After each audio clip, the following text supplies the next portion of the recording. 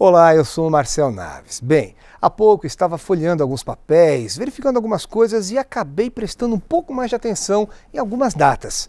Cheguei à conclusão de que em 2011 temos de lembrar alguns fatos importantes, coisas que superaram a falta de memória e, sobretudo, documentação. Coisas feitas por pessoas que influenciaram gerações e gerações, mas que hoje só existem nos fragmentos da história do jornalismo brasileiro.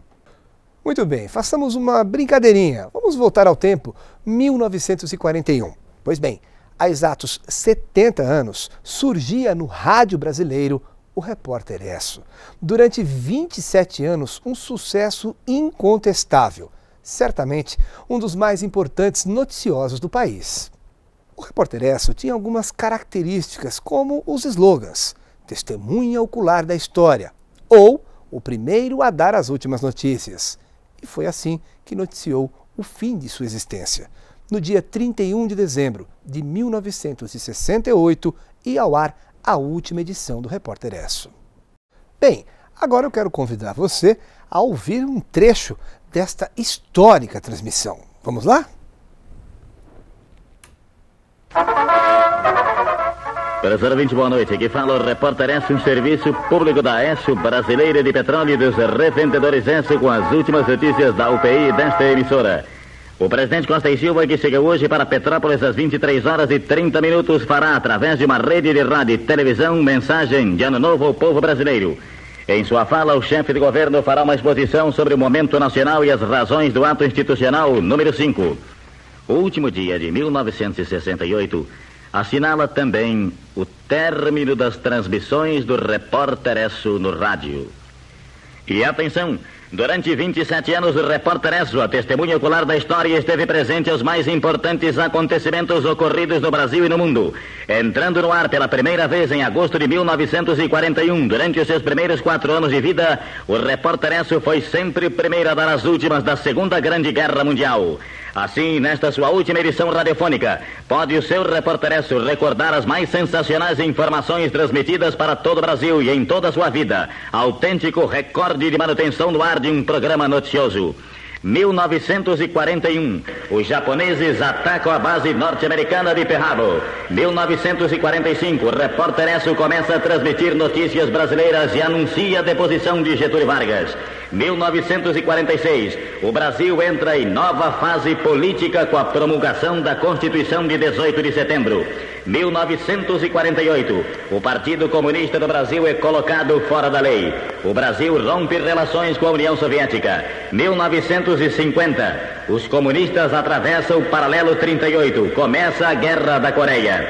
1951, eleito pelo voto direto, Getúlio Vargas volta ao governo. 1954, suicídio de Getúlio Vargas. 1955, descoberta a vacina antipólio. 1956, a União Soviética esmaga pela força a rebelião anticomunista na Hungria. 1957, explode a primeira bomba de hidrogênio. 1958, os russos lançam ao espaço o primeiro Sputnik. 1959, Fidel Castro vence a Revolução Cubana. Bem, e se nós, ao ouvirmos este trecho, já ficamos emocionados com o locutor, não poderia deixar de ser diferente. Ele quase não conseguiu terminar a sua leitura. Um colega prontamente o ajudou. E aí, só depois de retomar o fôlego, é que ele conseguiu finalmente fazer a sua despedida. O Repórter Esso, um serviço público da Esso, Brasileira de Petróleo e dos Revendedores Esso, encerra aqui o seu período de apresentações através do rádio.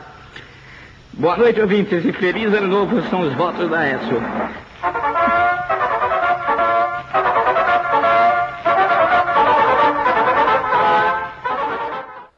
Terminava desta forma um dos mais importantes capítulos do radiojornalismo brasileiro. Enquanto os brasileiros sentiam na pele o terror do AI-5, ato institucional número 5, o Repórter Esso, que na TV surgiu em 1952, seguia por mais 2 anos e terminava no dia 31 de dezembro de 1970. Bem, hoje, 24 de março de 2011, é claro, eu quero chamar a sua atenção para os 70 anos do início do Repórter ESSO, mas também quero que você acompanhe comigo os 50 anos de outra transmissão que a gente confere agora com o Wellington de Oliveira. Há 60 anos, no dia 18 de setembro de 1950, era inaugurada a TV Tupi. Iniciava-se a história do veículo de comunicação que se tornaria o mais popular do país. Nos anos 2000, a televisão se faz presente em mais de 90% dos domicílios brasileiros. No dia da primeira transmissão brasileira, existiam apenas 100 aparelhos no país e tudo era feito ao vivo. Como ainda não havia fita de vídeo, aquilo que foi transmitido ao vivo nos primeiros anos não ficou gravado. Não pôde ser visto outra vez. Das primeiras telenovelas ficaram fotografias e raríssimas imagens em movimento, mostrando cenários, equipes de produção e cenas, além das memórias de quem viveu os primeiros tempos da TV no Brasil. Do telejornalismo ficaram as películas 16mm que ilustravam as reportagens e os roteiros de locução que eram lidos ao vivo pelos âncoras. O acervo jornalístico da TV Tupi, sob a guarda da Cinemateca, é composto dessas reportagens em 16mm, filmados em câmeras que não gravavam sons, como esta, e que eram revelados e exibidos no mesmo dia, a menos, é claro, que viessem de fora do estado ou do país. Aí a história era outra e o filme poderia demorar dias para chegar. A notícia, então, era apresentada apenas em texto ou com uma radiofoto, e quando o filme chegasse, era exibido. Os roteiros de apresentação eram batidos à máquina e corrigidos à mão, como estes originais. E então apresentados pelos âncoras, como Calil Filho. Em cenários simples assim. E transmitido por câmeras como esta. O acervo jornalístico da TV Tupi, sob a guarda da Cinemateca, engloba o material produzido entre 1950 e 1980, ano em que foram encerradas as atividades da emissora. Infelizmente, sabemos de lacunas nesse conjunto. Há imagens sem roteiro para contextualizá-las e roteiros sem imagens para ilustrá-los. Isso se deve tanto à ação do tempo, como também às características históricas da formação do acervo e à falta de uma perspectiva preservacionista enquanto o acervo se produzia. Esse problema, aliás, atinge quase todos os materiais audiovisuais e cinematográficos produzidos no século XX no Brasil.